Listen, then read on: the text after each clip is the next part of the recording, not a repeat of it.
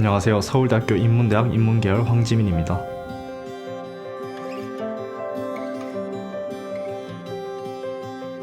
우리는 흔히 좋은 성적을 받기 위해 공부를 해야 한다고 생각합니다.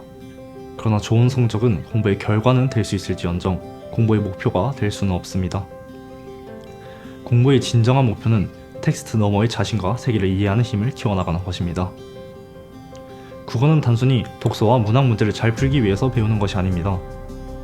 독서 지문서 담긴 정보를 바탕으로 세계에 대한 지식을 키워나가며 비판적 사고력으로 그 지식을 응용하고 문학에 담긴 개인과 사회의 정세에 공감하며 이에 대해 성찰해보기 위해 배우는 것입니다.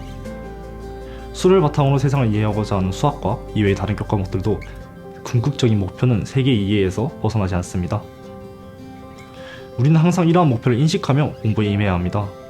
단순히 문제집을 많이 푸는 것이 아니라 해당 교과목이 우리에게 무엇을 가르쳐주고 있는지를 명확히 이해하고 그에 맞는 사유들을 해나가야 한다는 것입니다.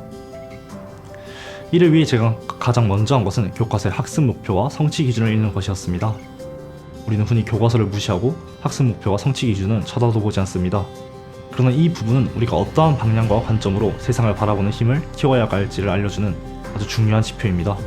그래서 저는 문학 교과서 1단원의 이 단원은 문학을 통해 자아를 성찰하고 라는 학습 목표를 읽고 내가 진짜로 지향하는 삶은 어떤 삶인지에 대해 성찰해보자는 저만의 목표를 세웠습니다. 그 후 김승호 작가의 역사를 읽으며 주인공 서씨의 내적 갈등과 고뇌 그리고 고독 속에서도 자신의 정체성을 지키기 위해 했던 몸부림을 보며 깊은 울림을 느꼈습니다. 사실 저는 철학함의 길을 걷고자 했지만 철학과 인문학이 경시되고 있는 사회에서 자주 좌절하곤 했습니다. 그러나 자아실현을 억압하는 사회에서도 도를 드러내는 서씨의 모습을 보고 저 또한 철학함과 인문학의 길을 포기하지 말아야겠다는 확신이 생겼고 이는 제 내면을 더욱 단단하게 만들어 주었습니다. 정리하자면 학생부 종합전형을 준비하는 후배들께 말씀드리고 싶은 것은 이것입니다. 성적을 위한 공부, 입시를 위한 학생부 작성에 집중하기보다는 내가 지금 배우고 있는 것들이 나와 세상에 대해 어떤 시선을 갖게 해주는지를 고민하며 공부에 임하셨으면 합니다.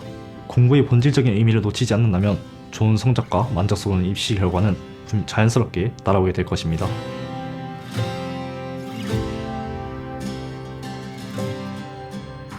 제가 고등학교 생활 중 가장 크게 성장했다고 느낀 부분은 멘토링 활동이었습니다. 저는 1학년 때부터 3학년 때까지 교과 시간에 진행하던 공식적인 멘토링 활동 이외에도 일상 속에서 친구들의 학습을 돕곤 했습니다.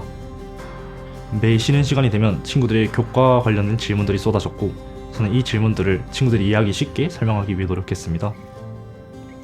사실 잘 설명하기 위해서는 저 스스로 그 내용에 대한 완전한 이해가 필요했기 때문에 멘토링은 단순한 나눔을 넘어 철저한 복습이자 새로운 탐구의 계기가 되었습니다.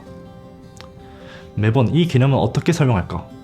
이걸 낯설어 하는 친구들에겐 어떤 방식이 좋을까를 고민하다 보면 저도 모르게 학습에 몰입하게 되었습니다.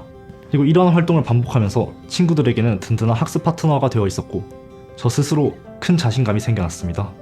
그리고 성적이 눈에 띄게 항상 되기도 했지만 무엇보다 지식을 나눈다는 것이 이렇게 기쁘고 뿌듯한 일이라는 것을 깨닫게 되었습니다.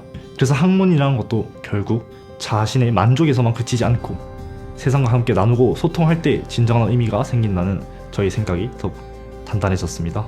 그래서 앞으로 학문을 연구하게 되더라도 단순히 그 지식을 독점하는 것이 아니라 사회와 나누는 연구자가 되겠다는 다짐을 하게 되었습니다.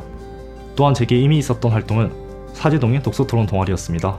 이 동아리는 선생님 2분과 1, 2, 3학년 학생들이 모두 모여 한 권의 책을 읽고 그 책에 대해 자유롭게 토론하는 동아리였습니다. 제가 가장 인상 깊었던 점은 구성원 모두가 위기 없이 평등한 인격체로서 생각을 나눌 수 있었던 분위기였습니다. 때로는 낯설고 어려운 주제가 저를 당황하게 만들기도 했지만 점차 저의 생각을 솔직하게 말하고 친구들의 생각을 경청하는 시간이 점점 더 소중하게 느껴졌습니다. 그리고 단순히 한 권의 책을 요약하는 것이 아니라 책과 관련된 여러 사회적 이슈나 철학적 질문들을 나누는 과정에서 저의 사고는 더 깊어졌고 하나의 문제를 여러 관점으로 바라보는 능력 또한 자연스럽게 길러졌습니다. 그리고 이러한 멘토링 활동과 독서 토론 활동은 단순히 입시를 위한 활동이 아니었습니다. 진심으로 즐기고 몰입할 수 있었던 시간이었고 저는 그 안에서 지적으로도 인격적으로도 성장해 나갔습니다. 그리고 저는 이 모든 경험들이 지금의 저를 이루는 아주 중요한 기반이 되었다고 생각합니다.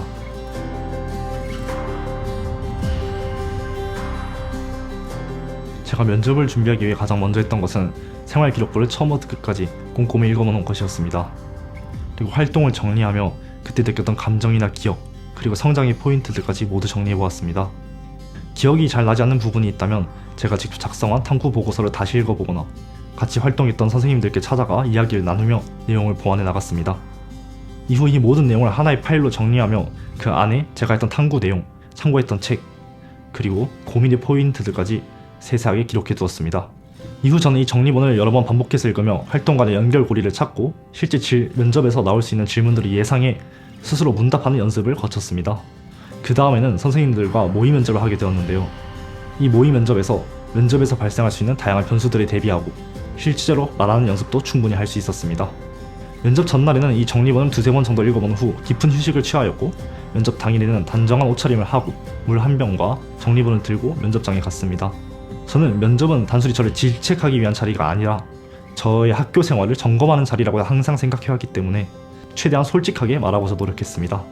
실제로 저는 바로 대답하기 어려운 질문이 나왔을 때는 생각할 시간을 요청한 뒤 정리하여 답변하기도 했고, 예상치 못한 질문이 나왔을 때는 그 의도에 맞게 질문과 관련된 다른 내용을 대답하기도 하였습니다. 이는 모두 면접에서 변수에 대비하는 유연한 대처 방법이라고 생각합니다. 그리고 이러한 1년의 준비 과정을 거치면서 면접은 단순히 정답을 말하는 자리가 아니라 나의 이야기를 진정성 있게 전하는 시간이라는 걸 깨닫게 되었습니다. 면접은 내가 누구인지를 보여주는 자리이기에 긴장하지 않고 솔직하게 이야기한다면 누구든 잘 해낼 수 있을 것입니다.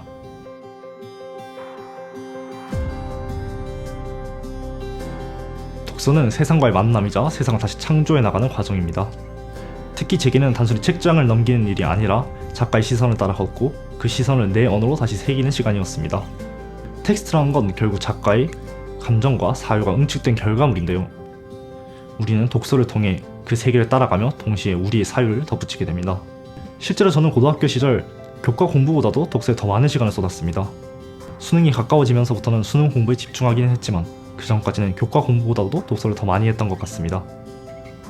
그 당시엔 이래도 되나 싶기도 했지만 시간이 지날수록 독서가 공부에 미치는 영향은 점점 더 분명해져 갔습니다.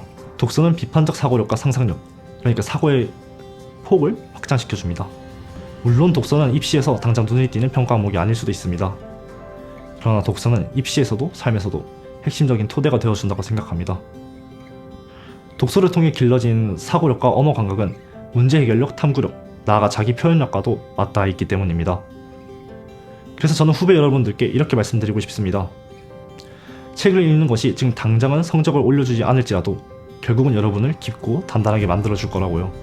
때로는 수많은 정보에 지치고 길을 잃을 때 한 권의 책이 나침반이 되어줄 수도 있습니다. 그러니 너무 조급해하지 마시고 책 속에서 자신만의 길을 만들어 나가는 시간을 가져보셨으면 합니다.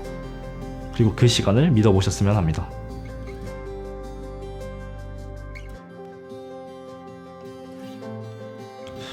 공부는 때로는 삭막한 과정일 수 있습니다.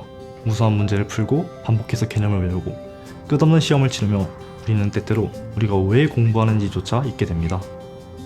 그러나 공부는 단순히 대학을 가기 위한 도구가 아닙니다. 공부는 우리가 세상을 이해하는 방식이자 스스로를 성장시켜 나가는 과정입니다.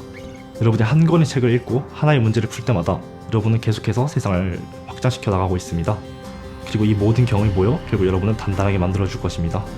그리고 앞으로 나아가지 못한다고 느낀다 해서 너무 자책하거나 스스로를 몰아붙이지 마세요. 힘들면 쉬어도 됩니다. 책을 잠시 덮고 좋아하는 음악을 듣거나 하늘을 올려다보며 깊이 숨을 쉬는 것도 좋습니다. 때때로 스스로를 토닥이며 자신을 돌보는 시간을 갖는 것도 공부만큼이나 중요한 일입니다. 그러니 너무 자책하지 마세요. 조급해하지 마세요. 시간이 오래 걸리더라도 여러분은 분명 여러분만의 속도로 나아가고 있습니다. 또한 여러분이 나아가야 하는 길이 꼭 서울대학교여야만 한다고 생각하지 않으셨으면 합니다. 서울대학교는 분명 훌륭한 기회를 제공하는 곳이지만 그것이 인생의 전부는 아닙니다. 중요한 것은 여러분이 어디에 있든지 어떤 환경에 놓이든지 간에 여러분 스스로를 끊임없이 성장시키려는 마음가짐입니다. 대학은 여러분의 꿈을 이루기 위한 하나의 발판일 뿐 그것이 여러분을 증명하는 최종적인 기준이 될 수는 없습니다. 그러니 입시 결과에 너무 연연하지 말고 여러분이 지금 배우고 있는 것들 그리고 성장한 순간들을 소중히 여기시길 바랍니다. 마지막으로 제가 수험 생활을 하며 항상 가슴속에 품고 있던 말이 있습니다. 책에 찍힌 수많은 점이 언젠가 별이 되려니. 여러분이 쌓아온 작은 노력이 결국 모여 아름다운 별이 되어 여러분을 비추게 될 것입니다. 그러니 지금 당장은 앞이 보이지 않더라도 여러분 자신을 믿고 한 걸음씩 나아가세요. 그리고 무엇보다 입시라는 길을 걸어가는 동안 여러분 자신을 잃지 않기를 바랍니다. 여러분 자신을 소중히 여기고 여러분의 길을 믿으며 그렇게 끝까지 나아가길 바랍니다.